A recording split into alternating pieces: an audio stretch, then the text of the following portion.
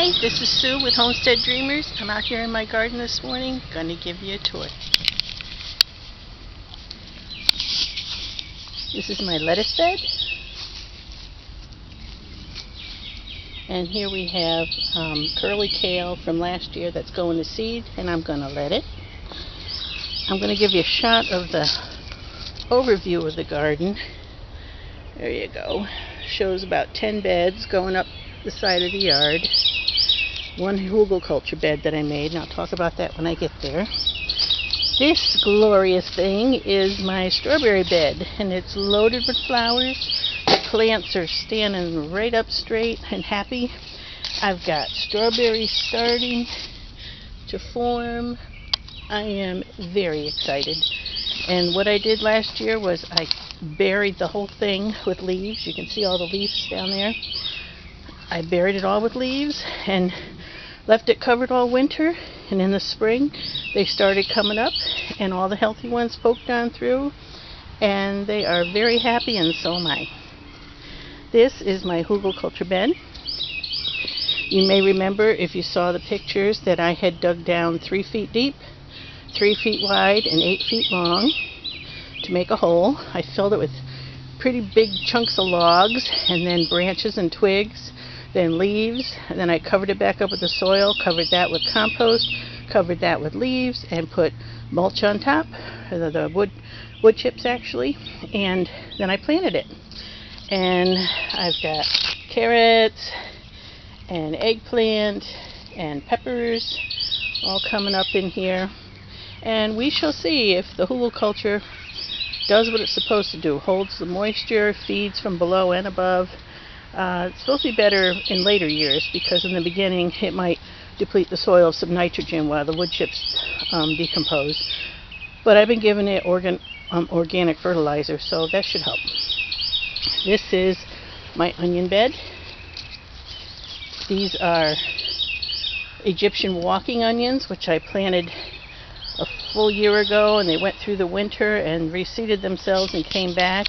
And if you're not familiar with Egyptian walking onions, they grow like a scallion. You can use these to eat, these stems, and then they also get little bulbs in the bottom like onions, and on top they form bulbets, and these will make like 4 or 5 little bulbs on the top, and then when they get heavy they'll bend over and they'll plant themselves in the ground, and that's why they're called Egyptian walking onions, because they keep walking through your garden planting themselves.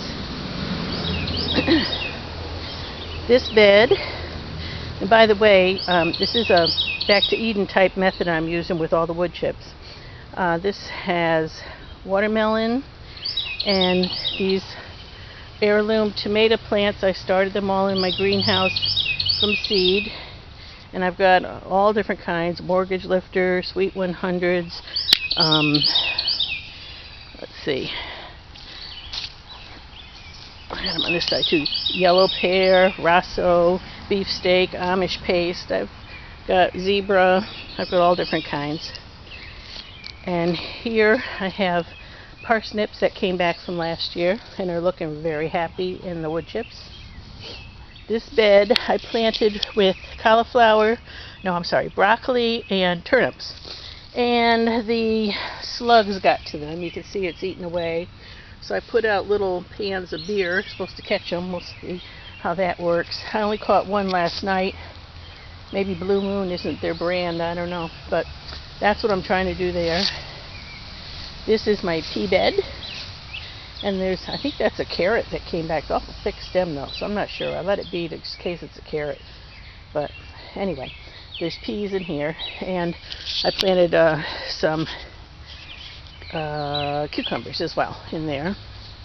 This garden is just getting started. I've got some melons started, and here's some honeydew just coming up, and these are beets here.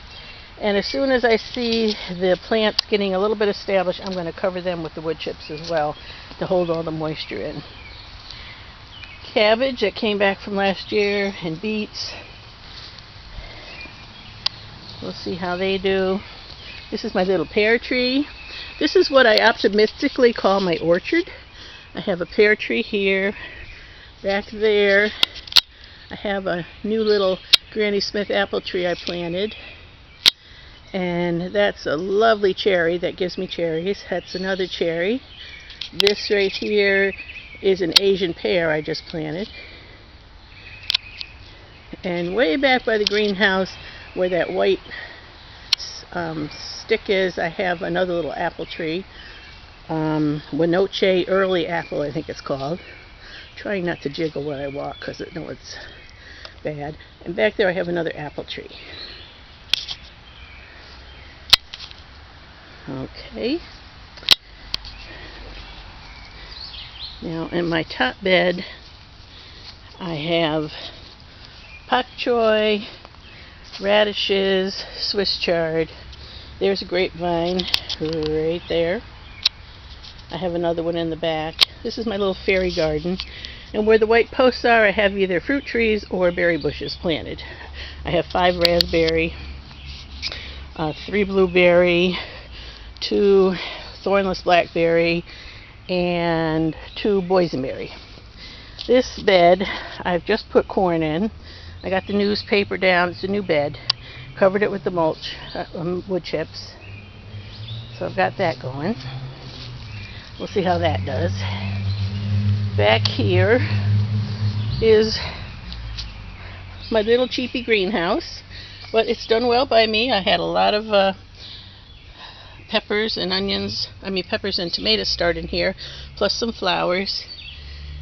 And I've been happy with it until I get a real one built. This only cost me $50 at Big Lots. Came with the metal shelves. Should have a vent in the top. That's been a problem. But other than that, I'm happy. Here's my potato bed.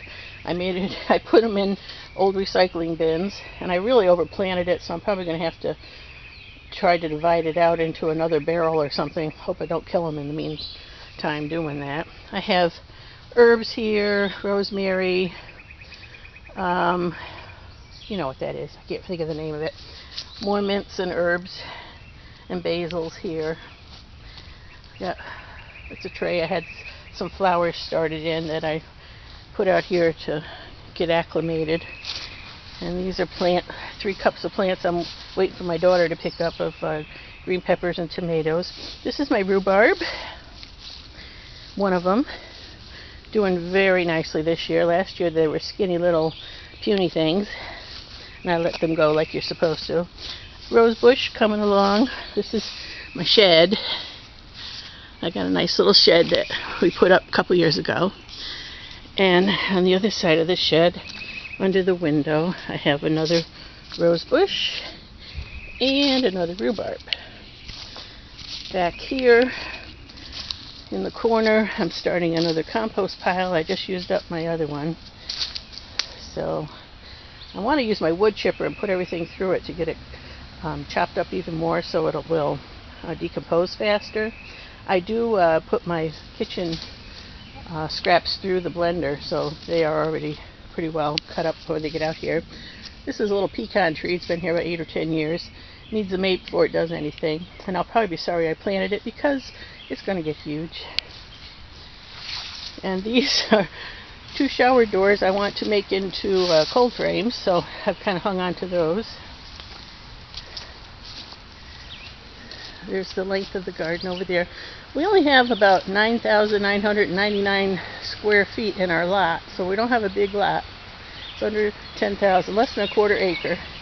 Got hydrangeas there and shade plants that I'm putting in near my screen porch. This is my wood chip pile. It used to come all the way out to cover that stump and just as high, so I've used a little more than half of it.